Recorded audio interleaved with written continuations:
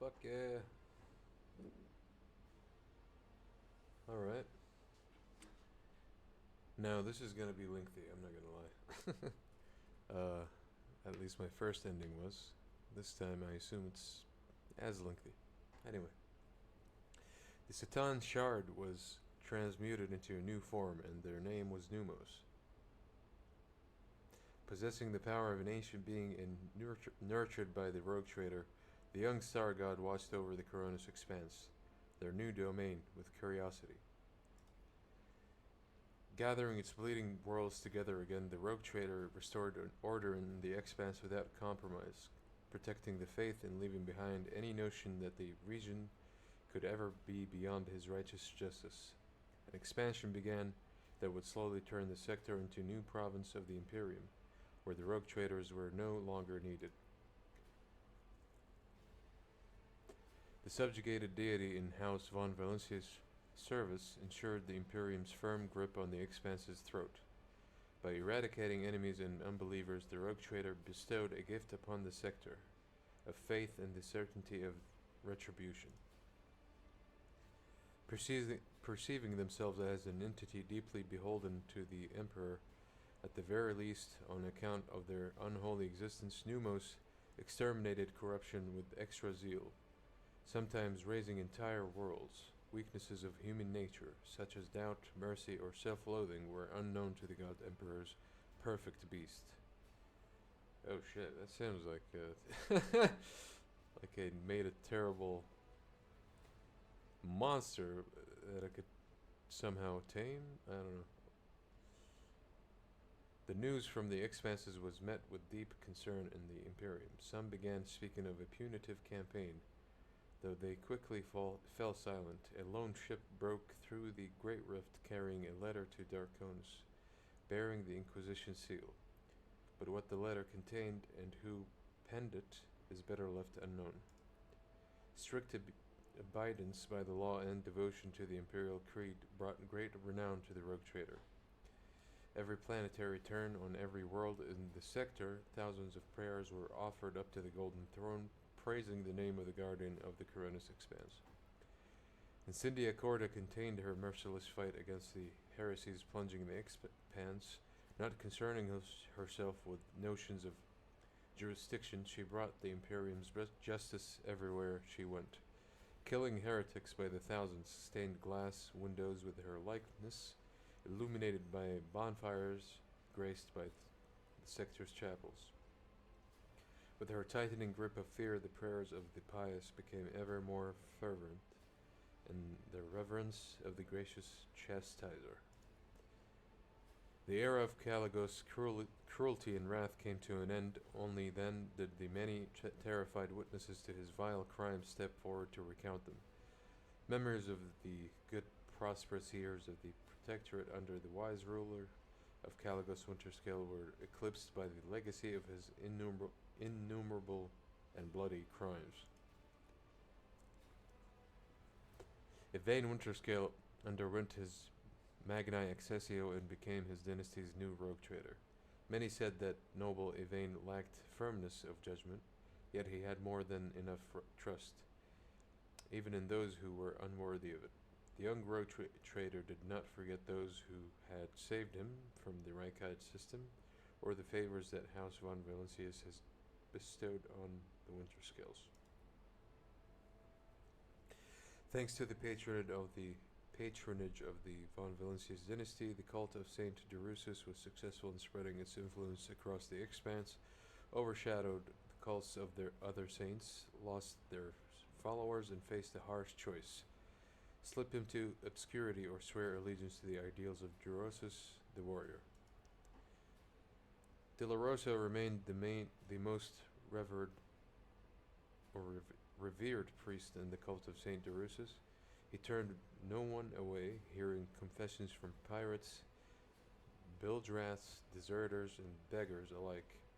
It might have been one of those undeserving wretches who infected him with the rare form of leprosy that robbed him of his sight. Yet his heart could always see the corruption in the souls of his repentant children. The deal struck by the Cognizance fleet in the von Valencia's dynasty replenished the explorators' dwindling supplies and allowed them to re-embark on a rapid and unrelenting expansion campaign. With powerful bases established in the expanse, the Omnissiah scouts bravely ventured forth toward unarmed or unnamed stars with the same drive that propelled their ancestors to explore the expanse itself. The schism of discontinuing the cycle engulfed the entire Cognizance fleet, and soon the Civil War was over. Disregarding the commandments of their forefathers, the explorators started down a dangerous path of new comprehension, creation, and revision of procedures and algorithms. The fleet was united once more, and in its unity, it was ready to stare down any horror standing in the way of catechism, of maintenance and operation. Profitable deals made between the Fellowship of the Void and the von Valencia's dynasty helped them subdue smaller brigand squadrons in the sector. Many worlds and stations saw the opening of fellowship dens in which grotesquely sincere pirate representatives took kickbacks from traders in exchange for safe passage. Naturally, the servants of the von Valencia's dynasty and people under the rogue traders' protection were safe from the Fellowship of the Void's attacks, mostly. Naturally, the servants of... Okay, that's weird. After Riza's death, her place was taken by a quiet man who simply called himself a helpful acquaintance and was prone to coining his own nonsensical words. Few guessed that this scrawny fellow has been Riza's first mate, who possessed an iron will and truly monstrous nature.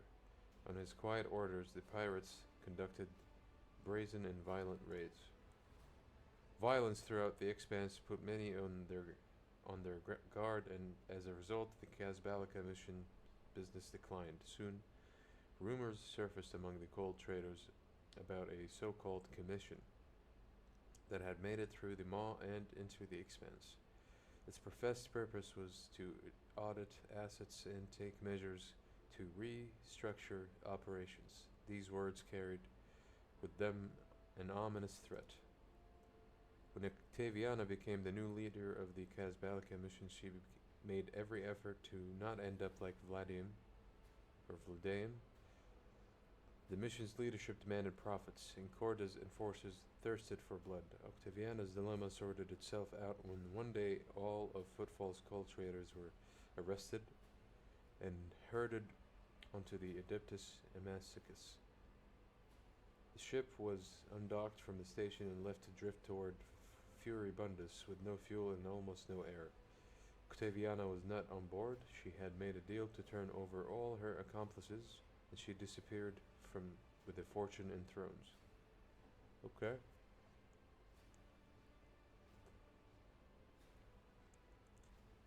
She survived. A multitude of agreements bound the Imperial Navy to the von Valencia's dynasty. Captains were eager to patrol the Protectorate knowing they would be richly rewarded. Competing ships were lost to pirate attacks and subjected to harsh inspections. Many officers quietly entered the dynasty's service, receiving a salary and a title in exchange for their excellent skills. Worthy admirals valued their new friends and enjoyed more gold on their uniforms. Chartist Captain Osterius Thorfast founded the Thorfast and Companions Merchant Company, excelling in trade and acquiring a substantial escort fleet. After 3 decades, he traveled to the Maw to return to the Imperium in hopes of obtaining a fabled warrant of trade. It is not known how this venture ended. The Argonus continued to grow for 2 decades until a terrifying rebellion put a decisive end to its prosperity. And a genetic anathema known as the Gene Stealer cult infiltrated the hives of Darkonus and tried to take over the world. Millions were exterminated in purges and street battles, destroyed many hives, setting Darkonus back centuries and depriving it of its chance to become the capital of the Expanse. Shit. I think that's because I screwed up the last project, which is unfortunate. Kyavagama washed off the stain of its former defilement and became known as the pious and productive world. Hard work and inquisitive study of the mysteries of technology glorified the Deus Mechanicus. The enthroned null caliph drew millions of pilgrims and granted the planet hallowed status. Its sacred calculation continued for centuries, and the foremost sages of the Editus Mechanicus traveled to the world so they could attempt to divine its meaning. Janus was conquered, the xenospirits were exorcised, and the wilderness was subdued. The fields grew until they covered the entire planet, and billions of tons of provisions were harvested there. Janus had become the breadbasket of the expanse, and to threaten it would be to condemn millions to starvation. Janus became a melting pot for cultures from hundreds of worlds, taken in refugees from across the entire expanse. In its darkest hour, it became a stronghold and a symbol of hope. After the crisis passed, the refugees started to return to their home planets and to reclaim the lost worlds, thus earning Janus the proud name, the home of the Reconquista. The mines of Viabas 6 grew deeper and deeper, and soon the planet became the darkest and most frightening colony of the expanse, the final stop for the exiled and the damned. The brutal, hardened inhabitants of the Death World feared neither humans nor xenohorrors, knew no mercy, and were known as the most fearsome fighters in the sector, who had traded their lives for the right to leave the eternal darkness of the mines. Guarded, luxurious palaces were built under the climate domes, shrouded by clouds of poison. They housed so many powerful blackguards, persecuted aristocrats, and wealthy scoundrels that Viabot 6 gained unimaginable political influence. Such grand and sinister deeds were done there that before long the grim Death World was spoken of as the new political center of the expanse. No longer secluded and forlorn, Fallowstone turned into the spiritual center of the expanse. Clad in gold and power, rulers went there to be anointed for greatness, criminals for penance, and the righteous for encouragement, and there was no end to them in sight. Converted into a comet shrine, Fallowstone's moon spread the word of Saint Cognates throughout the expanse, protecting the worlds from attacks by the enemies of humanity. Its servants asked for neither money nor power, but only the relics left by their blessed patron. The wise handed them over with reverence, while the haughty learned how heavy the hammer of Fallowstone was. The great judgment of Incendia Corda and the atrocities committed by her confessional units bled Footfall dry. The station soon faced a labor shortage, and few survivors of the religious purges could handle the increased workloads. Without thrones from the cold trade, the station fell into decay. Footfall entered an era of piety, hunger, and hardship. Damn, Corda. Left without a sun, the Rycat system ceased to exist. Its now frigid planets spun away into the darkness, no longer held by the gravitational pull of their star. A century later, a fragment of Rankad Minoris entered the Furibundus system and was snared by void miners. A piece of its rock was delivered to Footfall with reverence and used in the restoration of the God Emperor's statue as a final memorial to the world devoured by corruption. With the fall of their unholy patron, the edge of daybreak, the cult of the final dawn perished as well. Every cell of the cult was hunted down and eliminated. Rumors that some worshippers of the ruinous powers had managed to get away, hiding the writings of their warp-banished lord under their robes, were baseless. Left without a mission or a leader, the world-bearers retreated to the depths of the Materium. Their last act of vengeance was a bloody assault on Footfall. The populace of several asteroids was exterminated or enslaved, and the statue of the God Emperor was badly damaged. Rumors of the rotting remains of an Eldiri craft world spread around the expanse. Explorators, privateers, Kazbalika agents, and anyone hungry for easy money all rushed to the frontier systems to vie for a piece of the prize. Some were swallowed by the warp, while others perished in skirmishes with their rivals. The most skilled and fortunate returned empty-handed after decades of searching. The colossal ship, as big as an imperial world, simply vanished, as it had never existed, but the legend of the forbidden treasures lived on and continued to bring daring souls to ruin. Half a century later, the expanse trembled to the echo of the Eldiri war songs. Myriad warbands appeared out of nowhere, leaving a trail of bodies in their wake, before disappearing into webway gates, masterfully hidden from the eyes of the Monkey. The children of Assyrian had come to avenge the death of the craft world crew Darak. Their woeful retribution lasted many decades until both races were war-worn and out of blood to spill. The spirit monolith, purified by the Harlequin trope on the Crone world, was hidden from the insatiable eyes of Monkey by raging warp storms. Ships started going missing more frequently in the systems close to the planet. Even the most courageous captains gave the region a wide berth, and it was named the Damned Reefs. Somewhere on the undesirable underside of reality lay Camorra, woven from the manifold other dimensions and illuminated, as always, with the light of stolen suns. Its streets ever lit, filled with screams and agony. Any misfortune experienced by the dark city became another scar on its appalling face.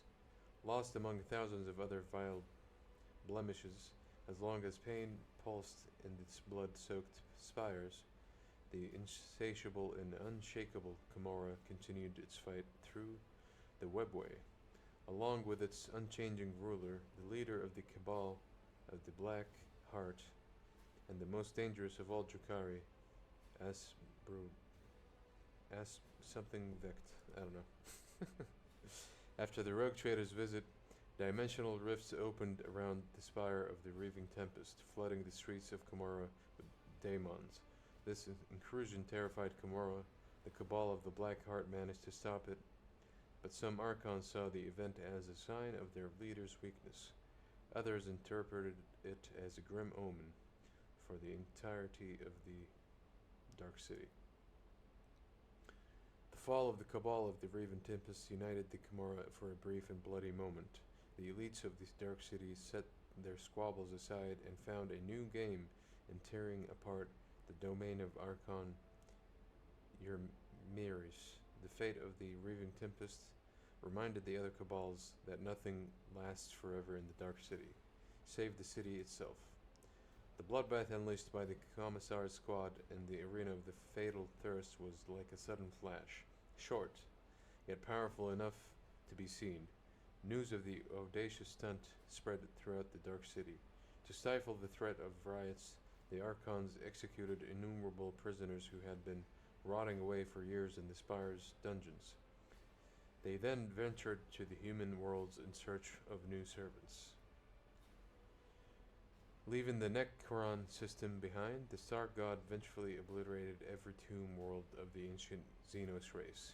The old hatred of the Satan, betrayed by their deathless servants, whispered inside them. The voice of Voxmaster Victus Surai, Ota of the Ptoleman dynasty, was long heard in the Coronis expanse, trumpeting the arrival of the rogue trader. It brought glad tidings to the faithful and instilled horror in heretics awaiting the righteous retribution. After her death, Victus was granted the honor of being immortalized in a herald serval skull. For many centuries to come, her voice praised the Von Valancius dynasty, transmitting orders across decks. Damn, she died. Master Helmsman Raver diligently executed his duties until his dying day, without once succumbing to sleep, sweat, embrace. Only when a piece of shell penetrated the bridge's armored hull and was stopped by the stern officer's unyielding chest did he finally know peace. leaning against his trusty home. Damn. Losing crews left and right. Sacrificing his health in diligent service to the rogue trader and letting his waistline expand even more. High factotum Janus Danruk watched over the dynasty's riches for years. The day his body was found sprawled over paperwork in his office, his assistant came forward with two reports. The most esteemed Janus Danruk has passed away of natural causes due to the complications of a weakened heart. And as regards your assets, everything is in order. Okay. Well, thank you for your service, I guess. Urban Drivestim cared more about preserving the influence of his line than the well-being of the protectorate. His blind ambition lost him his governor's seat and the respect of his family. Within a few generations, one of the largest houses of Darkonis turned into an obscure family of petty aristocrats. The Caprax missed the moment when her family, which had previously functioned like a well-oiled machine, started to fall apart. Racked by infighting among her distant relatives, many blamed Toriana for the Kiavagama disaster. Soon, the Caprak family splintered into the warring factions and spent centuries locked in a violent struggle, only occasionally punctured by a futile attempt to reunite the house. Sauerback was loyal to the rogue trader to the last, despite all the rumors to the contrary. Finding little affection among his subjects or family, he stayed true to himself, remaining a forthwith, severe, and pious person. Macarius strived to ensure that every soul in his charge felt justifiable dread for both him and the God Emperor. Over the years, the elder Sauerback even grew close to the rogue trader, at least as far as such a cold and ill-disposed.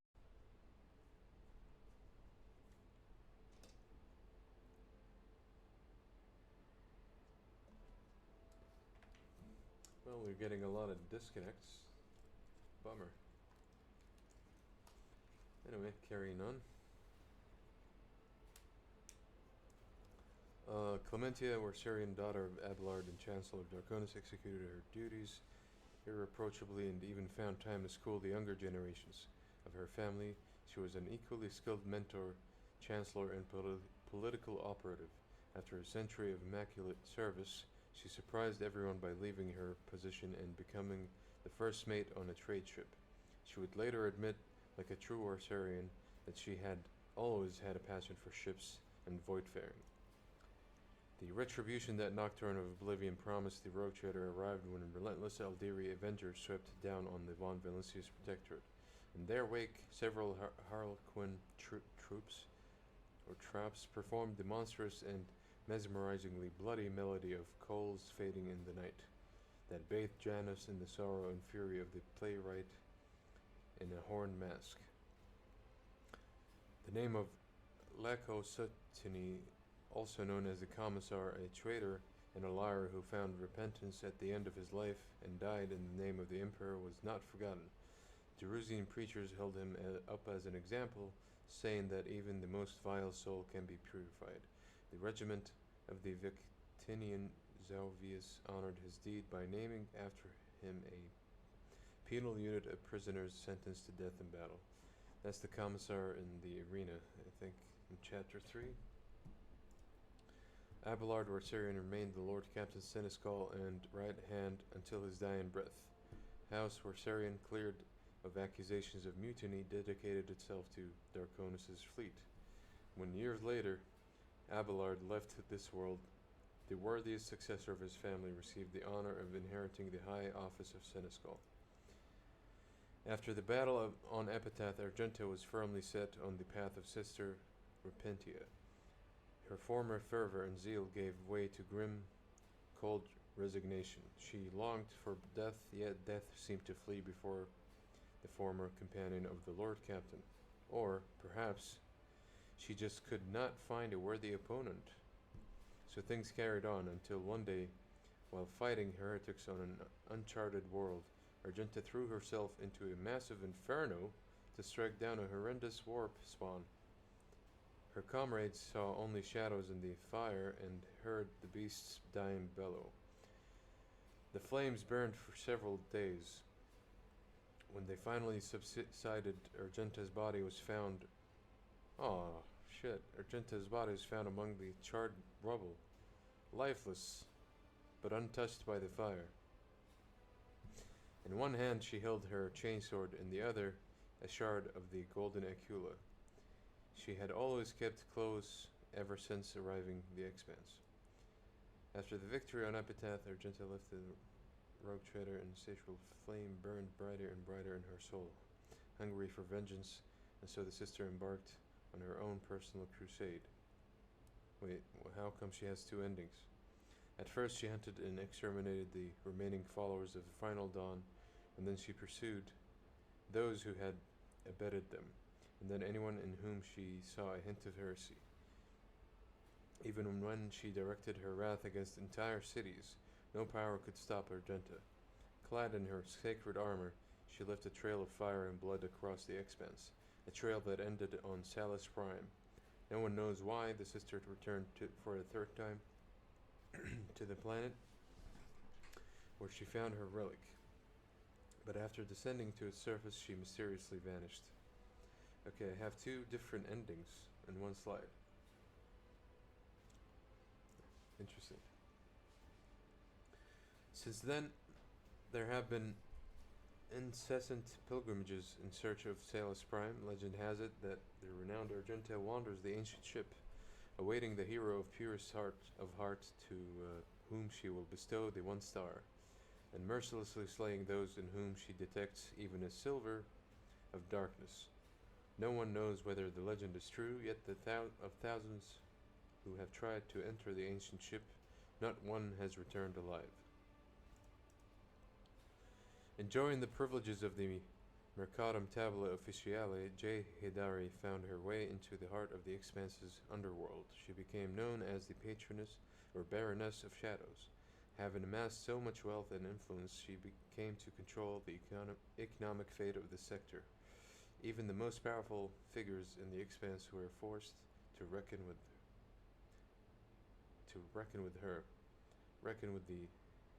and despise her. For a long time, Jay was able to thwart the attempts on her life.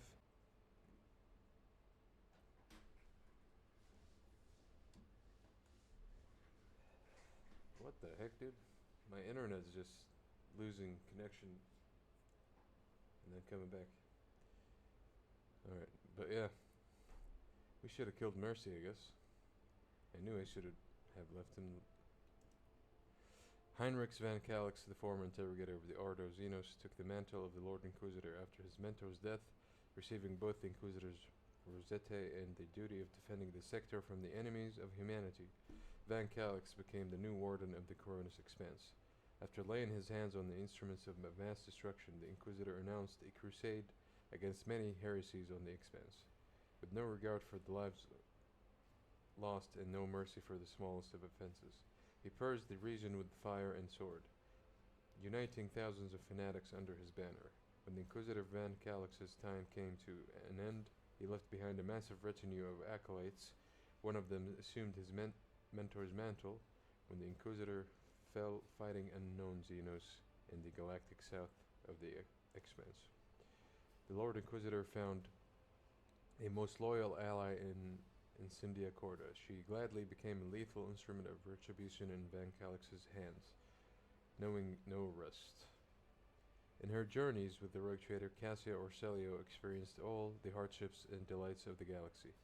The invaluable experience and new knowledge helped her to finally conquer her fears and accept herself and her powers. The Lady Navigator became Novator of her house, tasked with addressing the consequences of Tisiphon's rule and the chaos that followed her disappearance. For the duration of her reign, she patiently worked on uniting the feuding branches of the house, forging alliances, and expanding the influence of House Orselio. The Starway Atlas, which contained the memories of Tisiphon and Sethala clan, lost its power. House Orselio's navigators once again had to rely on skill alone in the depths of the Immaterium. Many lost their lives, but those who survived the crisis became hardened veterans and pillars of the house.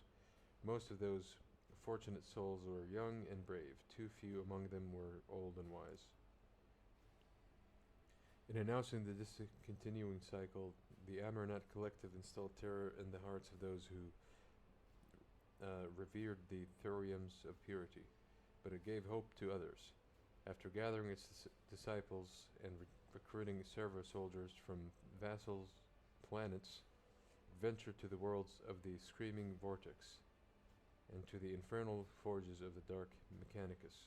This march of reindoctrination was meant to seize the soul and secrets of the Omnissiah from the hands of the heretics, temper the cult in the fire of battle, and transform it into a tool for both eradication and comprehension. The fleet disappeared in the darkness, and only rare echoes of its astropathic messages were ever intercepted. After burying his brothers, Ulfar felt the weight of exhaustion and loss on his shoulders. His loyalty to the All-Father was strong, but his heart had suffered much over the decades of battles. Unable to break his vows, he continued to sing the saga of his pack alone, the last of the baleful howl. Hundreds of legends on myriad worlds are told of the lone wolf. Covering his armor with a grey cloak, he would appear and vanish again, leaving only the corpses of the unrighteous behind. Stories were crafted about the mysterious Avenger, and hundreds of young heroes, wolflings, began to follow him. Ulfar did not call on them, he did not remember their names, and did not mourn them. He longed only for an honorable death, but could not find it. He always survived. Thorvald Ironhide led the Stormbiters for decades more, exterminating evil in the Expanse and adding glorious verses to the saga of his pack. When he fell, his successor, Helbrand, decided it was time for the wolves to return home, and so he led the pack into the Maw. Whether they were successful in returning to Fenris is unknown. It is rumored that the true cause of Thorvald Ironhide's demise was treachery, faced with a superior enemy. The Space Wolves called on their allies for help, but a nearby squadron of the Cognizance fleet withdrew, defiantly broadcasting that the blood debt to Archmagus Amarnat is not forgotten.